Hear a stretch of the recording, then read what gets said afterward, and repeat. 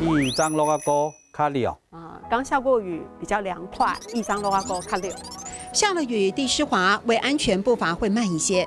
林慧阳说：“慢慢走，节奏正好，让大家静下心，耳朵打开。”苗栗是个小丘陵地嘛，其实它的树的物种很多，蛮丰富的，比较多样性一点。那所以很多鸟类都聚集在这边。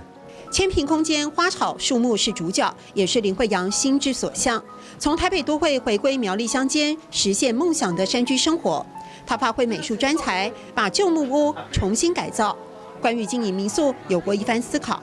他应该是很专业去做这件事，不要说我多余的职业来做这件事情，那一定做不好。自然环境要够好，餐要够好，人文气质要够好，还有老板要够好。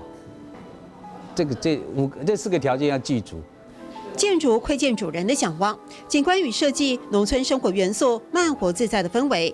经营过文创公司的林慧阳对自己的创业感有信心，对餐点也有诸多想法。比如豆腐，我们不是真的用黄豆做的，我们韭菜花去做的豆腐，再加一些海鲜的佐料这样子。林慧阳自嘲说的一口好菜，厨房里真功夫全靠太太邱桂玲不断尝试。无菜单料理尽量选用苗栗在地食材，融入客家菜常见元素。我们是用萝卜丝去做，用自己腌的梅子汁跟我们讲客家话叫怪西，一种香草植物去腌的柿饼加海苔跟那个核桃仁去卷起来去切的，展现怀石料理的精致，赏花饮茶，佐以美景，更添滋味。